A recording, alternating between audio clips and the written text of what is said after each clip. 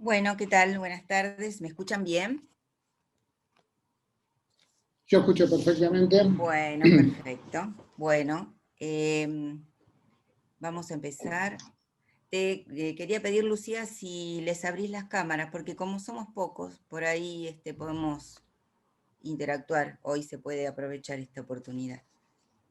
Bueno, ¿qué tal? Buenas tardes. Me voy a presentar. Mi nombre es Silvia Fernández y formo parte de la comisión directiva de AIEDVA, en este caso del área que se encarga de las capacitaciones. Y bueno, un poco llegando a este mes de septiembre y después de casi 6 meses de estar en esta situación extraordinaria, quiero en realidad hacer un reconocimiento al grupo de AIEDVA, que desde marzo está trabajando y apoyando todo lo que es el área de capacitación para que pueda llegar a todas las escuelas socias aquellas herramientas que puedan serle útiles en estos momentos, y ya que los recursos de a poco se van agotando. Empezamos pensando que eran 15 días y después se fue como abriendo un poco más el tiempo, y lo que pensamos en un corto plazo se extendió mucho más. Por eso el agradecimiento a todos los que conformamos no solamente la comisión directiva, sino el área de capacitaciones: Gisela, Lucía, Carolina, Claudia, Marina, Miriam, y espero no olvidar más, y otra Gisela también que hay. La verdad que preparar una capacitación lleva su tiempo, un compromiso importante, porque hay que seleccionar la gente que va a hablar, los temas a tratar. Nos pasamos nervios porque por ahí con las conexiones y las desconexiones a veces nos surgen algún que otro apurón, pero bueno, son parte de la tarea. Todos hemos aprendido un poco y a la larga o a la corta tenemos nuestra propia experiencia y la podemos trasladar para el ámbito laboral y al de la vida. Bueno, vamos a empezar entonces. Quiero presentarles a quien nos va a acompañar hoy, Pedro Trejo, que tiene formación en sistemas, es especialista en marketing y modelos de negocio. En la actualidad es consultor de empresas y profesor en la Universidad Metropolitana para la Educación y el Trabajo, la UMET, ¿sí? Y bueno, hoy nos va a hablar un poco de innovación y creatividad para tu pyme en estos escenarios extraordinarios. Y bueno, cuando hablamos de pyme no tenemos que tener miedo de que nuestra escuela sea entendida como una pyme, y si hay docentes que están participando en la capacitación, en realidad todos los consejos forman parte de un combo, ¿no? Porque todos estamos formando parte de esta escuela que tiene las características en algunos aspectos de una pyme y en otros aspectos sus propias características como servicio educativo. Así que bueno, bienvenido, Pedro. Capaz que podamos interactuar porque somos menos, que era lo que me pedía un poco Pedro, de poder, por ahí, si necesitaban hacer preguntas, que las hicieran. Si no, nos manejamos por chat y yo las voy a ir leyendo en la medida que ustedes las vayan acercando. Bueno, esperemos que resulte todo de provecho y podamos arrancar nomás. Bueno, muchas gracias por la presentación, muchas gracias a todos por participar. Voy a tratar de hacer un repaso, sobre todo, no voy a hablar de mí, sino quiero que me hablen de ustedes un poquito. Y ayúdame, por favor, Silvia. Básicamente acá somos, los que están presentes son personas que son directivos de escuelas, representantes legales y docentes. Y propietarios, bueno, sí, representantes legales, exactamente. De toda la provincia de Buenos Aires. O sea, Buenos Aires y el interior, ¿no?, del país. Hay sí, provincias. sí, AIEDVA provincia. tiene... ¿Del interior qué viene a ser? ¿El Y interior de la sí, provincia o de Chubut, otro lado? sí, sí, Chubut, Santa Cruz, Ah, Formosa, Tierra del está Fuego. bien, está bien, está bien. Hay Es muchas de escuelas todos socias, por lados. suerte. Ok, está bien, está bien. No, yo pensé que era solo la provincia. No, no, no, no, Bueno, no. cuando me convocaron a dar esta charla, eh, uno de los temas era un desafío bastante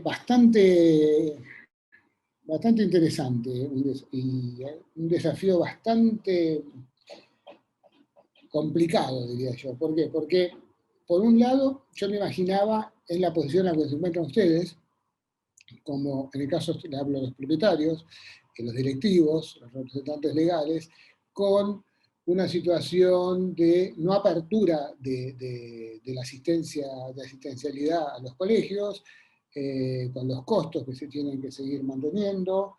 Al mismo tiempo pensaba en cómo es o cómo fue el cambio abrupto de pasar de una modalidad presencial a una modalidad remota, donde inclusive yo tuve que enseñar a algunos profesores, compañeros míos, a dar clases remotas, digo, profesores, di charlas también para ellos, y al mismo tiempo también me ponía a pensar en qué es lo que se estaba de alguna forma imaginando el ministro, ya que lo conozco por haber trabajado con él en la UMED, que fue rector anterior de la UMED. Entonces es un triple desafío para ver por dónde encaraba, digamos, este tipo de temas de innovación. Pero yo siempre considero que la innovación no es solamente algo que hoy, por más que esté de moda, por más que hoy está de moda la palabra, hay palabras que están de moda, ¿no? Innovación, reinventarse es otra palabra que está de moda, la nueva normalidad es otra palabra que está de moda, a ver si se les ocurre alguna otra. Y Bueno, con llegó esas para tres. quedarse, y Ah, llegó para llegó quedarse. para quedarse. Ah, y otra que yo voy a hablar bastante es resiliencia. Eso sí, entonces hay que ser resiliente. Y yo trato de encarar esto, que no está en la presentación, pero arranco diciendo estas tres cosas. Nosotros creo que tenemos que trabajar al principio con 3 R's. Las 3 R son, primero, recuperación. La recuperación es esencial. La recuperación es pensar cómo nos vamos a recuperar para que la institución en la que estamos trabajando vuelva de alguna forma a tener la misma relevancia que tenía antes. No es que sea lo mismo que era antes, sino que tenga que tener la misma relevancia que tenía antes para la comunidad educativa en la que nosotros nos estamos manejando. Eso es un concepto de recuperación. Pensar en eso como una visión de futuro. Lo segundo que tenemos que tener para que eso de alguna forma llegue tenga avisos de realidad es reequiparnos. La segunda R, reequipamiento. Y el reequipamiento no tiene que ser meramente tecnológico, meramente de poner paneles, divisores para que haya menos chicos en las aulas. No, simplemente es reequiparnos con nuevas habilidades que seguramente lo habrán hecho a través de estos sistemas de capacitación o charlas que han tenido durante este proceso que estaba comentando Silvia, pero reequiparnos con nuevas habilidades, nuevas formas de interactuar en forma remota, tal como lo estamos haciendo ahora, yo de un lado y ustedes del otro. Y la tercera es la resiliencia. Y eso es una palabra de moda que yo la usaba desde antes y que la vuelvo a usar ahora. Dicho esto, yo voy a trabajar 5 conceptos en la presentación. Voy a pasar a la presentación. Creo que estaba acá. Voy a pasar a la presentación. Y en la presentación van a ver que voy a trabajar con 4 conceptos que los voy a mostrar acá. Y el último lo vamos a ver al final. El primer concepto es la resiliencia, justamente, que es el último de las 3 R's que habíamos visto anteriormente. El segundo es la curiosidad, el tercero es la creatividad y el cuarto es la persistencia.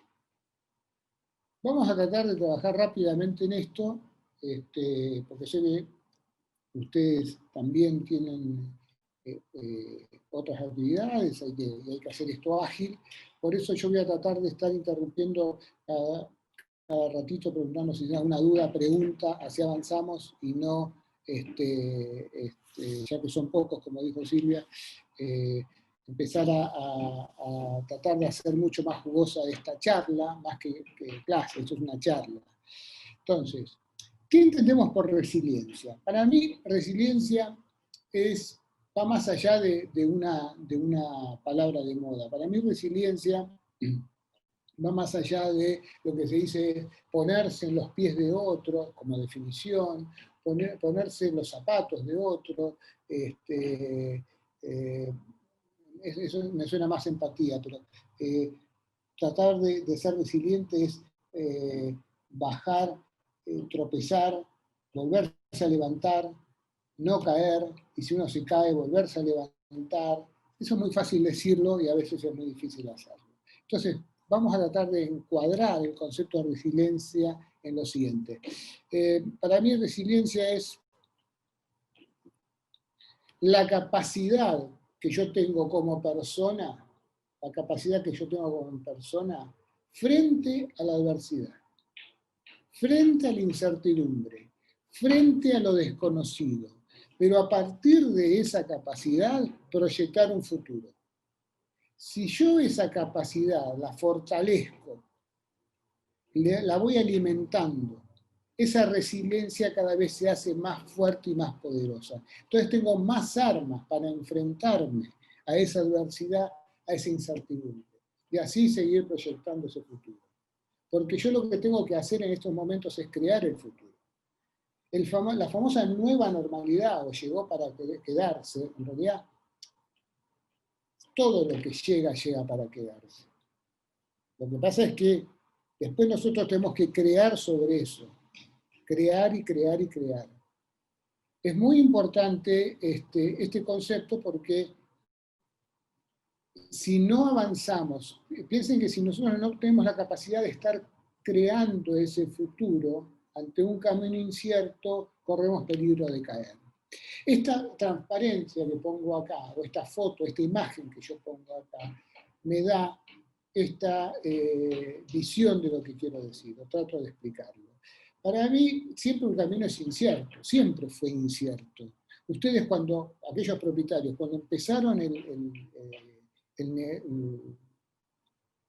pensaron un negocio, pensaron una idea de un colegio, pensaron la idea de educación, la idea inclusive la idea de ser docente, pensaron tal vez en un concepto de educar, enseñar, pero no sabían qué es lo que tenían por delante.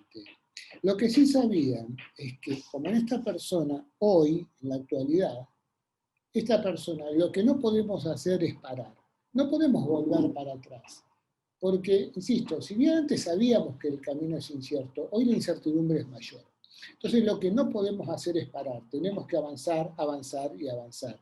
Entonces, nunca quedarnos quietos, nunca volver para atrás. Y acomodarnos a la situación en la que nos encontramos y ver siempre, buscando de qué forma podemos ir mejorando lo que hicimos ayer. Si ayer hicimos algo bueno, hoy lo tenemos que hacer mejor. Si ayer hicimos algo malo, hoy tenemos que mejorarlo. Entonces, eso es lo que queremos hacer. Lo único que no podemos hacer es parar. Y eso tiene que ser muy claro, y eso recién se lo explicaba a otra gente que es de Gualeguaychú, que no era de gente que tenía estudios, instituciones educativas, sino una distinta variedad de negocios. Lo único que no podemos hacer es parar. Otra cosa que nos llama la atención siempre es la curiosidad. ¿Y por qué? Porque la curiosidad es de alguna forma la semilla que nos permite ser un poco más creativos. Y esa creatividad nos lleva tal vez a la innovación. Entonces, ser curioso es muy importante. Mangel escribe en su libro, hay un libro que Alberto Mangel tiene un libro que es Elogio, Naturaleza de la Curiosidad. Siempre me confundo los nombres porque creo que tiene dos nombres de acuerdo a las ediciones. El elogio de la curiosidad o la naturaleza de la curiosidad, donde él comenta que dos cosas. Que por un lado, la curiosidad nos eleva. El hecho de estar preguntando el por qué nos lleva a un paso y hace referencia a que uno de los primeros signos de interrogación que se encontraron en escritos antiguos era una forma diferente a la que tenemos ahora. Era una especie de escalera. Entonces justamente nos lleva a un nuevo nivel y en ese nuevo nivel también nos empieza a preguntar por qué. ¿Por qué? Y el por qué es de alguna forma la pregunta que nos lleva siempre a preguntar y a alimentar la curiosidad. Entonces, con la curiosidad hubo gente que desarrolló esto, que desarrolló drones, que desarrolló bitcoins, justo estaba por decir bitcoins y acá me aparece Silvia en la foto. Bitcoins con una tecnología que se llama blockchain, estos visores de realidad aumentada, realidad virtual, estos dispositivos que se conectan a los celulares, a las máquinas que calculan el pulso, el ritmo cardíaco, etcétera, o toda esta línea de productos que van innovando y que van cambiando y que van incorporando, entre comillas, nuevas necesidades para los consumidores, pero en realidad derribemos esos mitos de innovación tecnológica. La tecnología no es lo único que nos mueve en cuanto a innovación. En realidad la tecnología puede ser disruptiva, puede romper en algún momento, como rompió un iPod o rompió un iPhone en una tecnología donde el status quo era, por ejemplo el iPhone, un status quo era celulares, que satisfacían una necesidad básica, que era la comunicación. En determinado momento, lo que hace el iPhone es crea un nuevo dispositivo donde la funcionalidad del celular está incluida dentro. No entonces cambia el concepto de celular como medio de comunicación. El celular pasa a ser un dispositivo multifuncional, polifuncional. Puede sacar fotos, puede filmar, puede editar, puede comunicarse. Ya por teléfono casi no se usa, es por WhatsApp, es por videollamadas, no es por teléfono. Entonces, la tecnología puede ser disruptiva, pero puede no durar más que un instante. Si no hay algo que genere en las personas algo que los enganche, que realmente genere un vínculo entre el producto y la necesidad. Y eso muchas veces no tiene que ver con lo tecnológico, tiene que ver con otras cosas. Tiene que ver también a veces con el modelo de negocio, tiene que ver con necesidades que podemos detectar de las personas. Hoy, en tiempos de pandemia, nosotros tenemos que pensar qué es lo que quieren los padres. Y vamos a tener que trabajar en comunidad, colectivamente, qué es lo que quieren los padres para sus hijos, qué es lo que quieren sus hijos en la escuela, qué es lo que quieren los docentes, qué es lo que quieren los propietarios de los institutos, qué es lo que quieren, porque entre todos son los que van a tener que diseñar esto. Y cuando digo diseñar es rediseñar, crear cosas nuevas que van a ir modificando algo que no va a ser lo mismo que era antes. Va a ser diferente. No sé si va a ser súper revolucionario, pero va a ser diferente. Eso estemos seguros. Entonces, pasemos al segundo tema, al tercer tema, el tema de la creatividad. Ya pasamos por resiliencia, pasamos por curiosidad y ahora pasamos a la creatividad. La creatividad es muy importante porque muchas veces, ¿cuántas veces decimos, y yo no soy creativo? Y a mí no se me cae una idea. Y es porque el cerebro funciona como un músculo, ¿no? O sea, el cerebro funciona en base a lo que nosotros tenemos cotidianamente. Los famosos brainstorming o tormentas de ideas funcionan bien si uno los lleva a 40 minutos.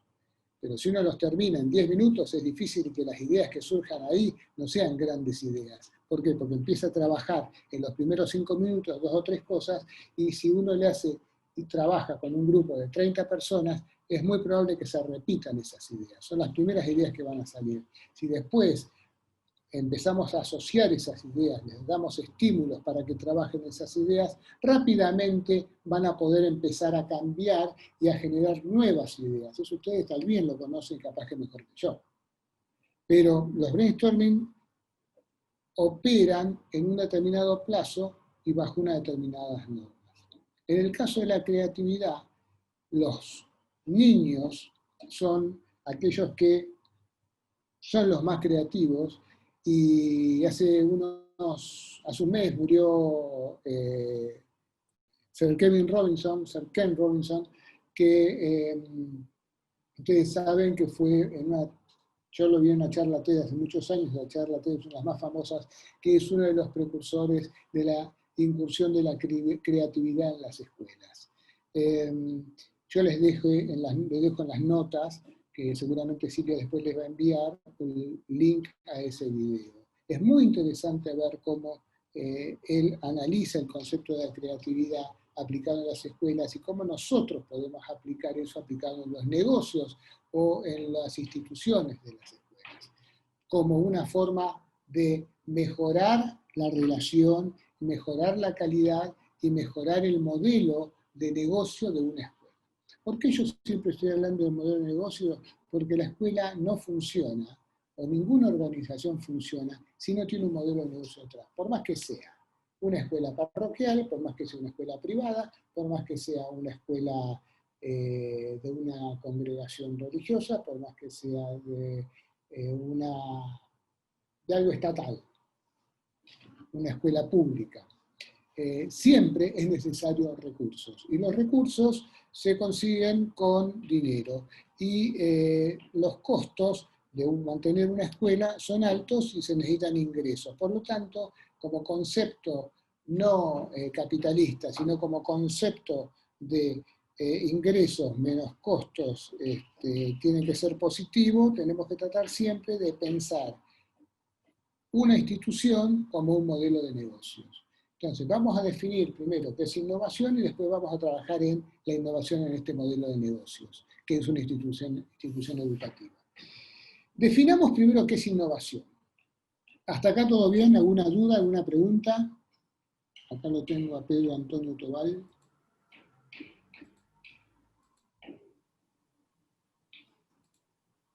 No, todo bien, por ahora. ¿Todo bien? Sí, ¿Ninguno quiere sí. hablar? Ok, No, listo. por ahora parece que no.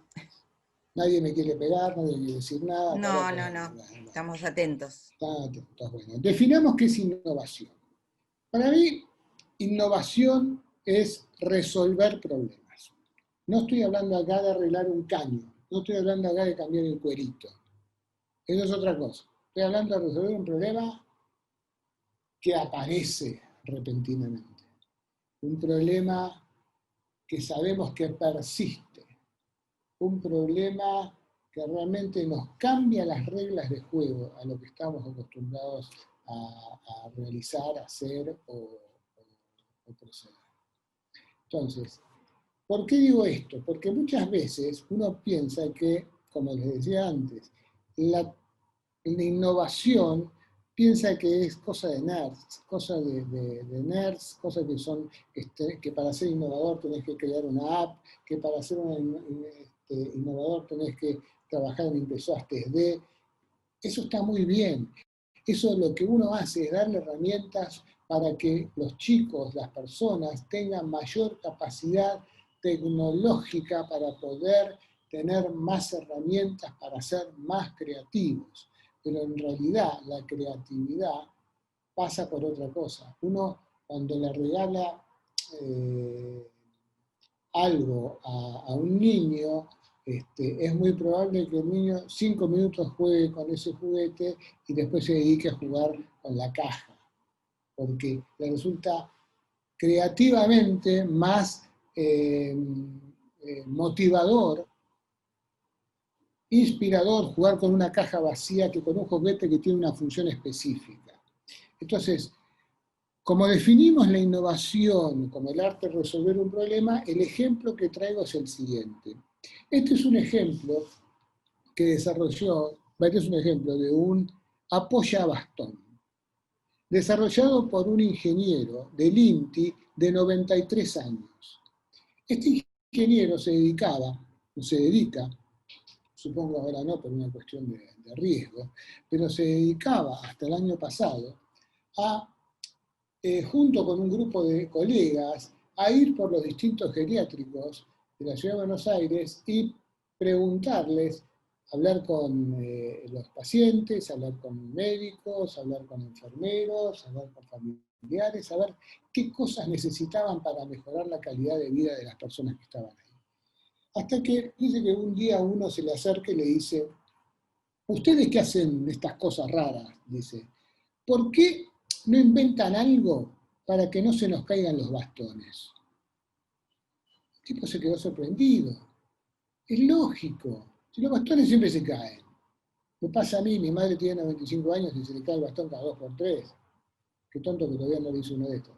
Pero esta persona vuelve al INTI, se junta con un grupo de resolución de problemas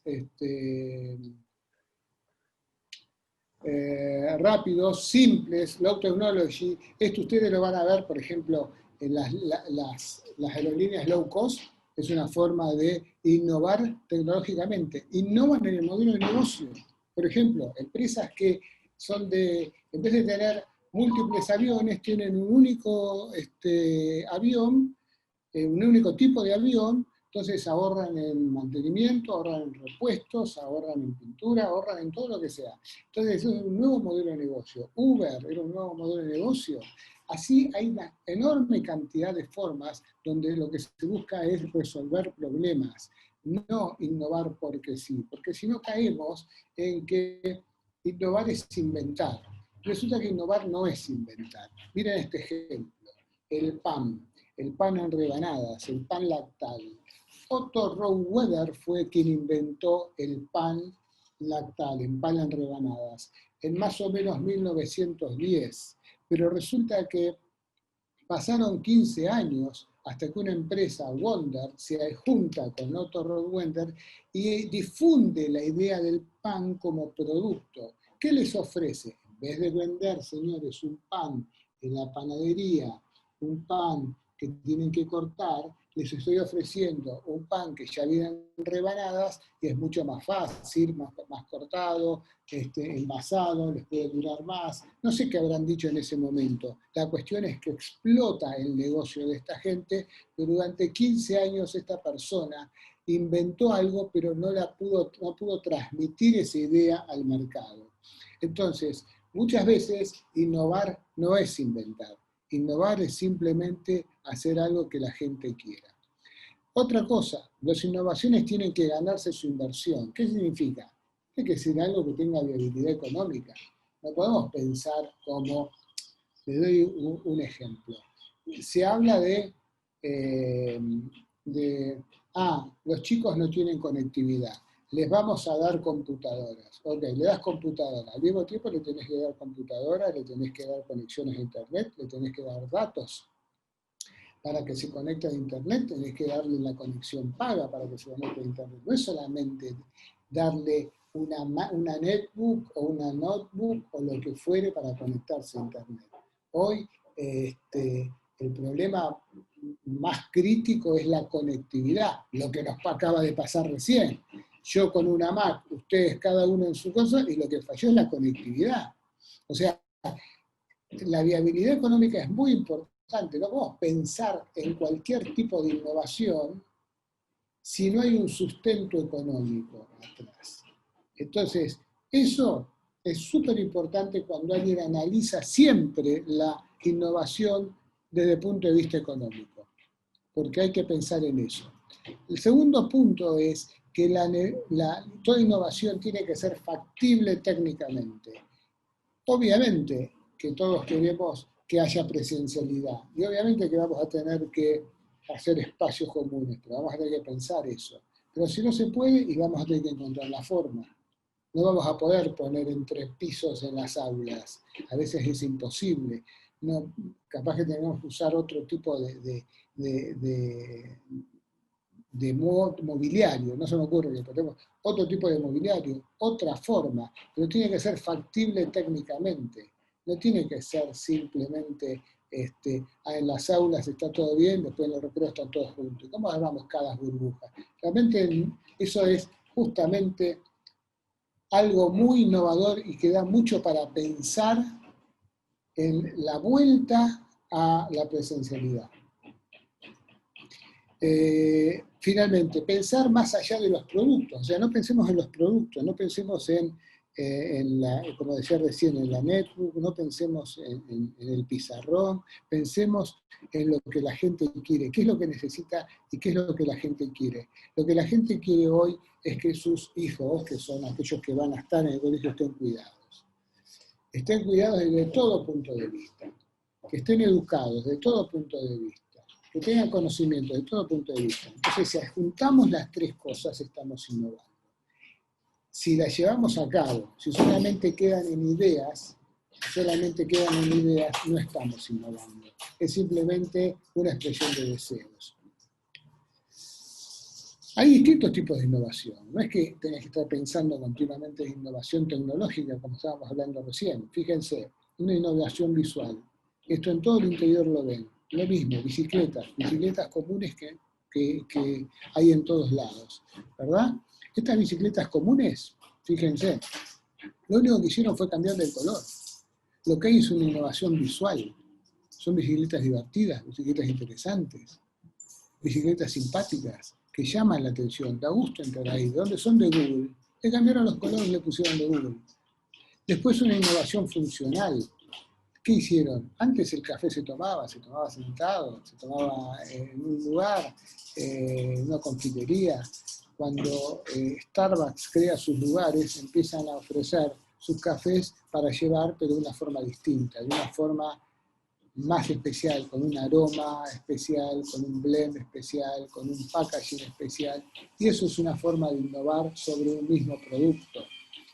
Otro, innovación por experiencia. La experiencia de abrir un paquete, disfrutar algo que tan simple como unas pequeñas galletitas, cada una de una forma distinta. Es algo mucho más a nivel local, a nivel artesanal, pero que realmente genera una innovación. ¿Por qué? Porque uno abre ese paquetito, que yo les digo, mucho más artesanal, pero encuentra una satisfacción al encontrar eso. Eso es innovar sobre un mismo producto. Es decir, estoy innovando, solucionando un problema. No le estoy dando una bolsita de regalo, con unas galletitas de regalo, que está bien, pero esto es otra experiencia, una sorpresa.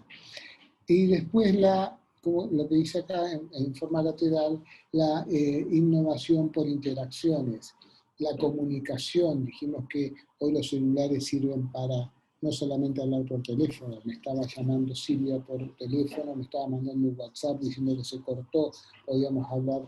Yo quería ver si podía subir la presentación al celular para seguirla desde ahí. O sea, son todas cosas que te permite hacer una máquina a través de una interacción con un dispositivo especial. Entonces, vamos al tercer punto, o cuarto punto, que es la persistencia. Y acá, ojo, es muy importante esto. ¿Por qué? Porque yo les decía antes que la innovación, si no se lleva a cabo, es simplemente una idea que cae en el vacío. Eso es lo que sucede comúnmente. Mucha gente viene a los cursos de innovación, en cualquier lado, o en las empresas que ponen grupos de innovación y arman un team de innovación y un equipo de innovación y dicen, bueno, vamos a innovar para mejorar. Y se juntan y son todos divertidos, alegres, después salen a tomar cerveza, pizza, cuando se podía. O le llevan comida rica ahí al lugar donde están pensando. Y una vez que seleccionan las ideas, después viene el lado oscuro de la innovación, que es como uno lo lleva a cabo, como realmente lo desarrolla. Y para eso hay que ser persistente. Así como el Skywalker tenía al maestro Yoda para ser su gurú, bueno, alguien tiene que ser el gurú de todos los procesos de innovación. Y esos procesos de innovación agrupan y aglutinan a un grupo de gente. Uno tiene que tener en cuenta que hay que tener en cuenta que cuando alguien trabaja en estos equipos de innovación, el juzgar las ideas tiene que ser por consenso, porque si no, si quien decide es el propietario de una escuela, es muy probable que su indicador sea el ingreso. Si es un docente, su indicador sea la educación. Si es un directivo, su indicador va a ser el consenso entre todos y sobre todo el tema de los padres. Entonces la innovación tiene que ser por consenso, porque muchas veces se dejan de lado buenas ideas y por otras que podrían no ser tan buenas, o son buenas pero no son tan relevantes y a la larga no traccionan al resto de la gente. Bueno, la persistencia. Necesitamos un maestro Yoda, necesitamos una metodología para avanzar. Yo la metodología que uso es las 10 experiencias de innovación que están inspiradas en base a una consultora que se llama Dublin. Esta consultora Dublin es una consultora, creo que es británica o americana, una mezcla de las dos, que nació en 1985 y esta consultora en innovación lo que hizo fue analizar cuáles eran los patrones de los procesos innovadores que había en ese momento, en 1985, imagínense en esa época, algunos quizás no habían nacido, pero qué era lo innovador en ese momento y si tenían algunos patrones y había que elegir cosas. Por ejemplo, ¿por qué las raquetas de tenis, que eran de un tamaño, de golpe empezaron a ser más grandes? Un ejemplo. Entonces empezaron a analizar eso. ¿Por qué tal empresa hacía una cosa y después empezó a hacer otra? O ¿por qué apareció IKEA, por ejemplo? IKEA con su modelo de empaquetamiento y de logística que permitía que en todos los países tengan el mismo precio. O sea, cómo llevar ese tipo de patrones de innovación a los distintos tipos de empresas. Y establecieron 10 experiencias basadas en la tabla de elementos periódicos de química. Es como el origen fue ese. Lo que hacen es dividir cualquier empresa, entonces divide en lo que es la configuración, que es la estructura interna, fíjense, siempre basado en los ingresos como principal elemento, la red que está sustentando esto, la red incluye, por ejemplo, un establecimiento educativo, el establecimiento en sí, los maestros, los auxiliares, la comunidad educativa, los padres, los alumnos, el resto de los colegios, los docentes, o sea, todo es las autoridades, los supervisores, todo eso es la red que tiene una institución educativa. La estructura es justamente el capital humano más el capital, más el material físico, ya sea la estructura del colegio más el material con el que cuenta. Y después los procesos. Acá tal vez los procesos pueden llegar a ser más los procesos de aprendizaje, en una escuela puede ser simple turno, doble turno, con actividades extracurriculares, deportes, etc. Esos son los procesos con los que se manejan. O las distintas metodologías de aprendizaje. Si uno utiliza una metodología Montessori, si uno va más por lo tradicional, otra utiliza el método Waldorf, otra utiliza, no sé, el método tradicional de una escuela parroquial, lo que fuere. Después está ya la oferta. La oferta tiene que ver con la funcionalidad del producto y la familia de productos. Si es un colegio, por ejemplo, acá en este caso que puede llegar a ser un colegio bilingüe, un colegio que no es bilingüe, un colegio que no es bilingüe pero da la posibilidad de que sea bilingüe, un colegio confesional, un colegio que no es confesional pero da la posibilidad de hacer de alguna forma de tener religión.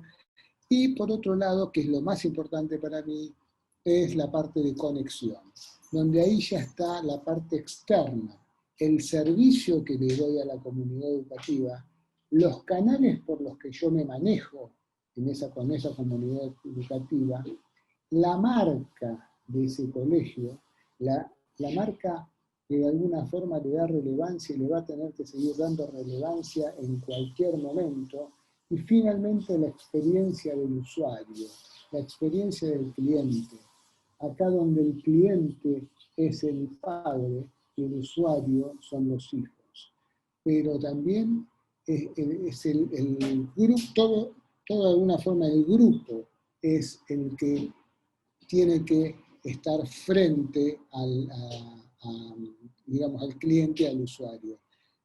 Los maestros muchas veces son los que están en la trinchera, ¿no? Digamos, en el frente que son los que hablan con los padres, pero en realidad todos son parte del mismo equipo. Entonces, te voy a dar un ejemplo de cada uno y vamos a ir trabajando cada uno de ellos en forma rápida. Ingresos. ¿Cómo mejoro los ingresos? Fíjense, ¿cómo gano más dinero haciendo lo mismo pero en forma diferente? Bueno, a ver qué es lo que quieren los clientes. Los clientes, por ejemplo, acá, dado La Nación. La Nación es un diario que se caracterizaba por tener muy buen contenido y ser muy bien escrito. Ahora, ¿qué pasa? El negocio en papel fue decayendo, que decae cada vez más, siempre se pasa a lo digital. Entonces ellos en esa visión lo quisieron expandir y apuntar a algo digital. Entonces primero empezaron a hacer el contenido que tenían ellos en papel, lo llevaron a digital. Crearon primero un contenido gratuito y después suscripciones. Crearon un club de afiliados con servicios que permitía a la gente seguir haciendo publicidad, que ya no lo hacían en el diario, sino lo hacían en medios digitales, pero al mismo tiempo darle servicios a los suscriptores. Al mismo tiempo crearon un canal de televisión. Y entonces todo ese conglomerado de empresas lo que hace es básicamente lo mismo que hacían antes: contenido y publicidad. Lo que pasa es que el formato es totalmente distinto.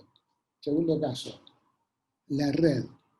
Cómo buscar y lograr conectarse con otros para crear valor. Cómo hacer para optimizar recursos, no solo en poder de compra, sino optimizar recursos en el juego de un modelo de negocios. Henry Ford fue uno de los primeros en que se dio cuenta de esto. En ese momento, cuando el vehículo más famoso de Henry Ford era el Ford T. Estamos hablando de los principios de la producción masiva de autos. Entonces, la producción masiva de autos, de alguna forma el diferencial que siempre se estudia sobre la fábrica es la forma de ensamblaje que tenía Ford. Ford siempre pintaba los autos de negro y su lema de publicidad era: tenemos autos de todos colores siempre que sea negro. Ahora, eso era muy gracioso como medida publicitaria, pero lo que él quería era llegar a las grandes masas. Y en ese momento lo que sucedía era que la gente que quería comprar autos, había 97 marcas de autos en ese momento, cuando Ford era una de las 97 marcas que vendía y fabricaba sus propios automóviles. Iban a la fábrica y compraban el auto. Y compraban el auto al contado. Es como tener que comprar un auto, sale tanto. Bueno, lo que hizo Ford fue darse cuenta de que si él quería crecer masivamente tenía que cambiar el status quo de ese momento, como Steve Jobs. Entonces, ¿qué hizo? Crea una red de concesionarios, donde los concesionarios son los que invierten su capital, le compran a Ford los autos, pero les paga el 50% solamente. Con ese 50% ya Ford podía seguir fabricando y los concesionarios le vendían el auto a la gente, ya sea al contado o financiado. Pero era una forma de crecer. Fue el primero que creó una red de concesionarios exclusivos de venta de autos Ford. Después la historia siguió, que es lo que conocemos hoy. Pero la historia siguió. pero Ford trabaja esa red muy fuertemente, fue el primero. Otro, Google, la estructura, juntar los activos que tenemos, colegios, materiales, elementos, tecnología, con el talento de aquellos que la componen, docentes, no docentes, auxiliares, proveedores, ideas, esto que estamos haciendo, capacitándose. Google dice que anima a sus empleados a que el 20% de su tiempo piense en negocios que son en forma, de alguna forma paralela, ¿no? Entonces, que no sean el core, no sea, que no implique cómo mejorar la enseñanza de una materia, sino que piensen en otra cosa, que piensen en algo diferente, un pensamiento lateral. Bueno, a partir de eso, Google, que era un buscador, creó Gmail, Google Maps, Twitter, Slack y Groupon. Y sigue, y sigue, y sigue. Ahora están con el tema de inteligencia artificial. Después compró, ahora por ejemplo, Google Maps compró a Waze, que es una aplicación para movilizarse. Todavía no está integrada, pero la compró. O sea, hay muchas cosas que se van haciendo en forma integrada. Sara, dentro del proceso de gestión y producción, pues estamos hablando de procesos, Sara es muy conocida por el modelo predictivo que tienen para medir, hacer analíticas de toda la demanda que hay en los distintos lugares y países donde se encuentran, de forma de optimizar la logística y hacerle llegar en tiempo y forma todas las colecciones que tienen que hacer, que tienen que vender, e ir rotándolas por los distintos países del mundo. Entonces, eso es lo que ellos tienen y que la transformó en una de las empresas más exitosas del mundo. Eso es un proceso de gestión que ellos se focalizan en eso. No cambia mucho el nombre, no tienen super diseños, o sea, los chicos apuntan a eso. Siempre vas a tener una buena atención, siempre vas a tener distintos tipos de ropa, siempre vas a tener una mayor variedad, pero siempre vas a tener. Eso es lo que digo, siempre vas a tener algo.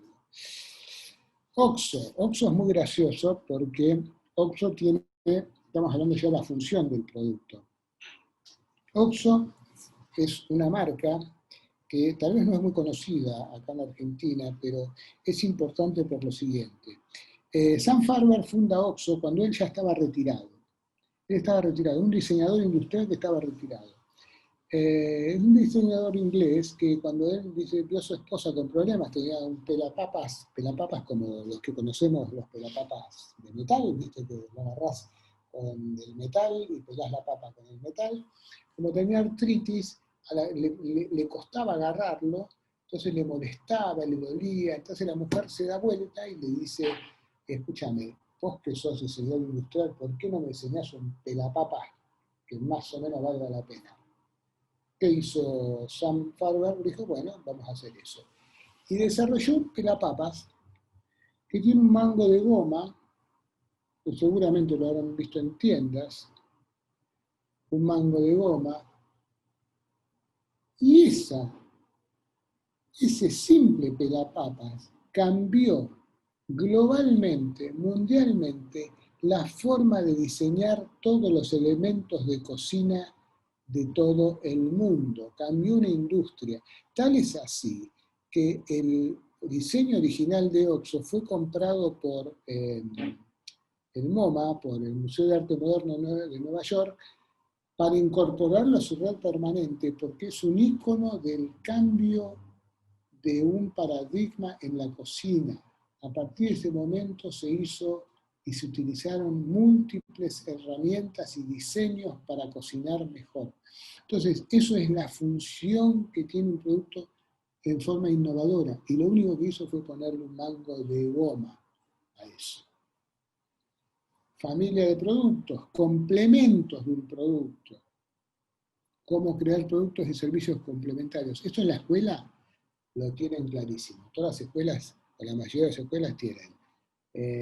Además de la currícula personal, tienen extracurriculares, inglés, plástica, cerámica, deporte, francés, chino, todas las cosas que se le puedan ocurrir, y siempre hay lugar. Pero siempre hay lugar para innovar. Pueden hacer música. Pueden, yo imagino lo siguiente, así como hay orquestas, se pueden trabajar en ciertos lugares en hacer orquestas infantiles con colegios que son afines a la música y que de golpe le da más valor agregado a toda la familia de colegios de la zona. Y no tiene por qué ser un colegio en particular que tenga una orquesta, porque capaz que no le da para tener una orquesta o no le da para tener tantos músicos, pero sí pueden trabajar en equipo con otras instituciones, cosa que se me ocurre ahora. Finalmente, estamos en los últimos, el servicio es importante. Mercado Libre para mí es un ejemplo de servicio. Estaba pensado, justamente con todo este tema de la pandemia y la cuarentena, estaba simplemente orientado a monetizar las transacciones de compra y venta, pero ellos se fueron extendiendo. Entonces se metieron en el negocio de mercado pago y compiten con las tarjetas de crédito. Es mucho más fácil hoy pagar con el código QR eligiendo distintas tarjetas de crédito. Mercado Envío se mete con la logística. Mercado Crédito, te dan crédito y financiación propia. Hay micropréstamos, o sea, hay una gran posibilidad, van extendiendo el servicio. Imagínense ustedes extendiendo el servicio de sus metas educativas. Escuela para padres, escuela para cursos especiales, escuela para emprendedores, o sea, distintos tipos utilizando digamos, las instalaciones que tienen en contrahorarios. No solo que vayan los chicos. Si van los chicos, ¿qué hacen los padres? ¿Toman un café? No, tenés otro curso. Eso también está muy... Ya es bastante común en las escuelas. Capaz que estoy diciendo una palabra, pero eso es así. Otra cosa, bueno, canales. Acá los canales a veces no tienen nada que ver con las escuelas, salvo que haya una red de escuelas.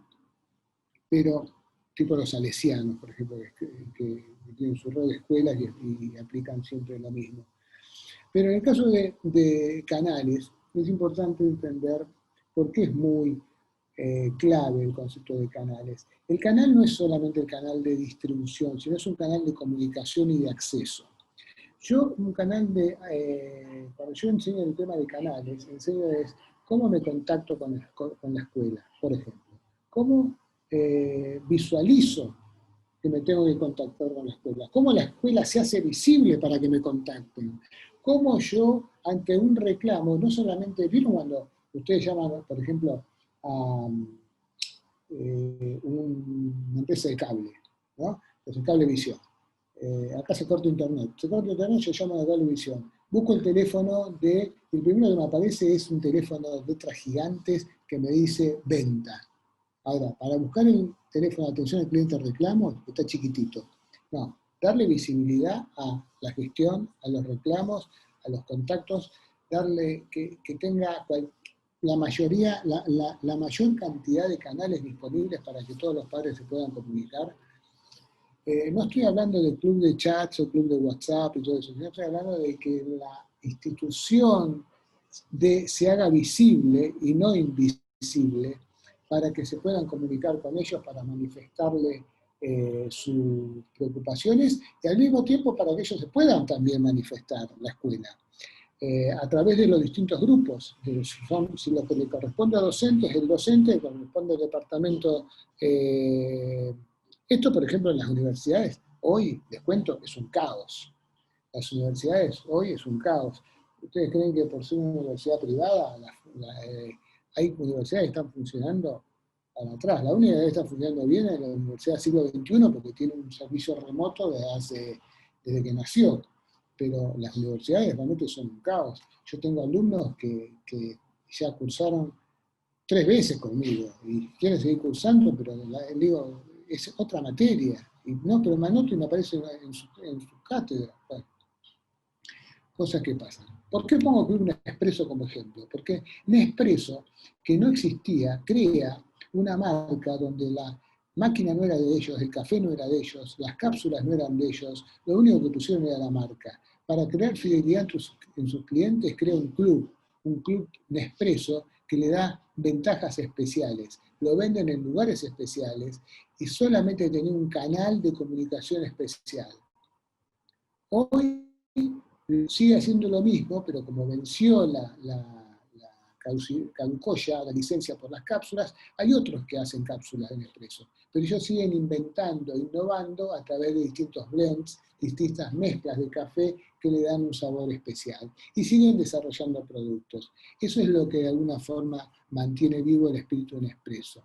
Y finalmente la marca de sustitución, le tiene que dar respaldo a todos, desde el dueño hasta el auxiliar docente, pasando por todos los que están en el camino. Y ustedes lo saben muy bien.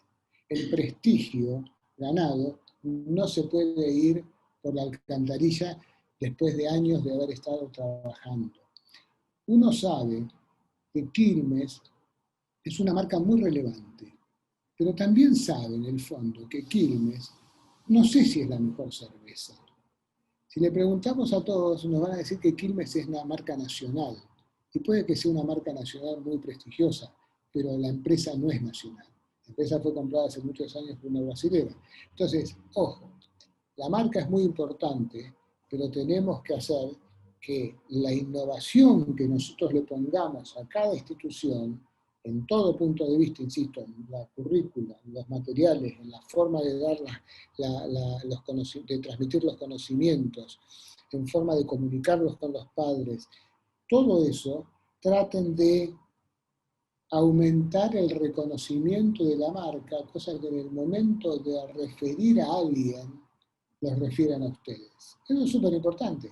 Yo sé que lo saben, pero muchas veces uno, viste, está arriba de su pony y es difícil mirar hacia el llano. Entonces, es importante poder entender eso y trabajar colaborativamente. Y el último es la experiencia del usuario y del cliente, el frente de batalla, como digo yo, donde hay interacciones persuasivas e inteligentes, obtener insights. El otro día hablaba con una amiga que es docente, supervisora, escritora, bibliotecaria, realmente es una persona muy, muy, muy capaz, ya jubilada ella, y me decía que ella estaba preocupada porque con los chicos, con el tema de la parte remota, aprenden muy poco. Uno aprende del compañero. Los chicos aprenden mucho del compañero. El que es introvertido no pregunta, pero pregunta el otro y ahí aprende. La interacción no funciona tanto, ¿sí? Entonces, eso es importante para obtener insights. El tema de la presencialidad es importante para obtener insights. Obteniendo insights, un conocimiento que no está explícito, uno lo tiene que ver. Entonces, cuando yo les muestro acá este ejemplo de Basaliza, es una chocolatería que está en dos casas, tiene dos locales, y es una chocolatería que parece europea, tiene toda digamos, el diseño que parece una chocolatería europea, los sabores, la atención, todo parece europeo. Sin embargo, los dueños, o la dueña, es la nieta del fundador de Captcha, los bocaditos Captcha, ¿se acuerdan? Pero le da una impronta tan interesante a Basaliza que realmente hace que uno disfrute la experiencia de estar comprando chocolates ahí, a pesar de que cuando entran arrancan la cabeza. Pero es muy interesante el concepto de experiencia, porque uno sabe que va a recibir algo y lo que va a pagar, el valor que tiene, eso es muy importante. Pero la experiencia que tiene es muy buena. Entonces, lo último que tenemos que hacer es diagnosticar, como dije antes, seleccionar y actuar. ¿Por qué? Porque no podemos atacar todo. Cuando hay crisis y punto. O sea, tenemos que pensar, tengo que pensar para mañana, tengo que pensar rápidamente. Entonces, hay un par de técnicas para resolver esto. La primera sería un diagnóstico que involucre a todas estas 10 áreas que hablamos. Un diagnóstico que cubra todas y separe las 10 áreas y colectivamente con un grupo se pongan a analizar cómo son las áreas estas que tenemos y cómo las podemos dividir. Segundo, ¿cómo nos comparamos? ¿Cómo hacemos un análisis de ese diagnóstico? ¿Nos comparamos con el mercado local, con la competencia, con el negocio? ¿Qué productos y servicios estamos ofreciendo? ¿Cómo nos identificamos con los problemas que están trabando el crecimiento? Hoy ya sabemos cuáles son los problemas, pero seguramente va a haber más. Pensemos hacia adelante, no nos quedemos en el ahora, pensemos adelante cómo va a ser después, cómo va a ser esa normalidad que nos están hablando todos. Y para eso hay que hacer un modelo de autoevaluación. No vale mentir ni omitir, es seleccionar a todos e ir trabajando. ¿Dónde estamos bien, dónde estamos mal? ¿Dónde estamos bien, dónde estamos mal? Una vez que seleccionamos todos, simplemente lo que hacemos es elegimos, seleccionamos aquellos en los que estamos mal. Obviamente estamos mal en ingresos, ¿no? Estamos mal en ingresos. ¿Cómo hacemos para mejorar nuestros ingresos? Y en esto de los ingresos estoy hablando hasta inclusive de la cobranza. ¿Cómo estamos con la función del producto? Yo elegí 4 al azar. ¿Cómo estamos mejorando el servicio? ¿Y cuál es la experiencia del usuario? Fíjense que esto le sirve a todos, a cualquier tipo de empresa. Entonces, ¿cómo las vinculamos? Las vinculamos y las trabajamos. De esas 4 tenemos que sacar algo nuevo, porque son los que estamos más débiles. La marca, y nuestro colegio es un colegio que tiene más de 60 años en la localidad y realmente está considerado uno de los mejores colegios. Los canales nosotros nos tenemos todos los canales, nos hablan, paloma mensajera, todo. La familia de productos, damos todos los productos, tenemos preescolar, jardín maternal, preescolar, jardín, primaria, secundaria y terciario. Proceso, tenemos procesos que combinan profesores de secundario que también dan el terciario, trabajamos todos. Estructura, todo funciona bien. Lo que no funciona muy bien, la parte de ingresos, se nos pierden algunas cosas, productos, trabajamos todo eso y mejoramos. Una vez que mejoramos, volvemos a atacar los que habíamos dejado atrás, no podemos atacar todo. Entonces, así es donde operamos. Pero todo esto piensen que tiene que ser colaborativo. Colaborativo internamente y externamente. Salir al exterior, hablar con otras personas de otros colegios y ver cómo están enfrentando la situación, hacer foros para trabajar e inclusive aliarse para hacer acciones colaborativas. Co-crear acciones colaborativas. Entonces tenemos un par de conclusiones, 3 conclusiones. Primera conclusión, innovar. Primero analicemos el modelo de negocio y no la tecnología en sí misma. No tiene sentido pensar solamente en la conectividad o en una clase remota si no analizamos el modelo de negocio. Segunda conclusión, hay un proceso continuo de aprendizaje, y eso más que ustedes lo saben. Más que ustedes, no hay nadie que lo sepa mejor que ustedes. Ahí está. El proceso continuo de aprendizaje es lo más importante. Y esto tenemos que entender qué es lo que el cliente realmente quiere, qué funciona y qué no. Lo que no funciona lo dejamos de lado porque nos lleva recursos, tiempo y plata. Entonces, si no funciona, lo dejamos de lado. No vale la pena tener algo que no funciona. Mejor eliminarlo y le buscamos una alternativa creativa. Y tercero, salir de la prisión mental y explorar, como les decía, ideas que van más allá de nuestras propias ideas y de nuestras propias posibilidades. Pensar en forma colaborativa, insisto, entre todos, incluyendo a toda la comunidad educativa.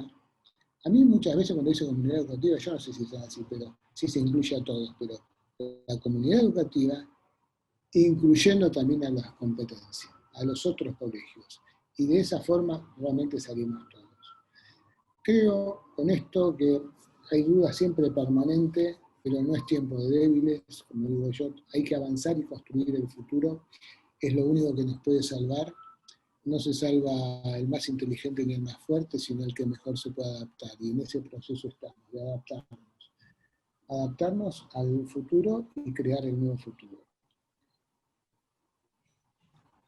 Muchas gracias. Espacio de preguntas. Bueno, la verdad es que todos atentos, escuchando lo que transmitías, y creo que el material va a ser bueno repasarlo, porque es como que hay que ir haciendo un análisis y por ahí ir aplicándolo en función de lo que vayamos entendiendo paso por paso, porque a pesar de haber compartido conceptos que tienen que ver con otro tipo de estructuras, de negocios, hay muchas cosas que nosotros, si nos ponemos a pensar, las podemos aplicar perfectamente. Y esto de trabajar en conjunto y de buscar las salidas y soluciones son, la verdad que son pasos importantes como para poder llegar a innovar, porque creo que hoy por hoy, eh, cada día vamos tratando de innovar, primero porque los recursos se fueron agotando, como dije al principio, en, en un tiempo donde iba a ser más corto y después se extendió, y hoy por hoy vamos a necesitar de otras cuestiones que van a ser la innovación, y la innovación está dentro de cada lugar, de cada empresa, de cada escuela en este caso. Sí. La verdad que excelente, excelente. Por ahí eh, habrá que sentarse, como digo, a mirar un poco los pasos, los 10 aspectos que diste están muy interesantes para ser evaluados en forma, en forma particular para ver cuáles son en educación esas partes, dónde las encontramos. La verdad que muy bueno, y si hay alguien que quiera hacer preguntas, las podemos ir leyendo, porque hay más que, bueno, hay gente que dice que, bueno, que tenemos que abrir nuestras mentes, y que está bueno llevarlo a los equipos, y bueno, todos pidiendo el power y las notas. En las notas vamos a encontrar esos links, que por ahí son detalles más profundos de cada uno de los puntos que se trabajaron. ¿Alguien quiere hacer alguna cuestión, alguna reflexión, más que el agradecimiento? O si con esto es suficiente, algo que quieras agregar, Pedro, para mí súper importante, y el resto de los participantes creo que también han podido aprovechar todos estos tips que van a hacer funcionar un poco eh, más mejor, y con un cierto criterio innovador que le podamos aplicar a todas nuestras actividades. Tenemos que pensar en que termine el año, y que el año que viene, bueno, por ahí no sabemos cómo se va a presentar, pero de innovación vamos a tener que estar bastante habilidosos en este aspecto. Así que bueno, no sé, Bueno, si no hay preguntas, vamos a dar por finalizada la reunión. Quiero saludar, que faltan 2 días para el Día del Maestro. Va a ser una fecha bastante especial, mucho trabajo, mucho esfuerzo, eh, mucho remar, ¿no? Desde el lado de toda la escuela, de toda la comunidad educativa, desde los dueños de la escuela, los docentes, los alumnos, los padres. Estamos en una situación bastante crítica, y a pesar de todo seguimos apostando y seguimos participando y brindando calidad educativa, porque la gente que hoy ha participado de esta y de las de tantas reuniones apuestan a eso, a la calidad y a la educación. Así que feliz día para todos los docentes, maestros, maestras, profesores, profesoras, y que, bueno, que sea un día especial, con muchos agradecimientos y reconocimientos. Bueno, bueno, Pedro, nos veremos felicitaciones. en otras capacitaciones. Un gusto haber Ojalá. compartido con ustedes esta de hoy, y nos estamos viendo porque hay más. Los socios van a recibir la información de las próximas capacitaciones, y los esperamos para compartirlas. Muchas gracias, Bueno, buenas muchas gracias tardes. a ustedes y feliz día del maestro para todos Bueno, aquellos que muchas se van. gracias. Bueno, hasta Buenas luego. tardes a todos.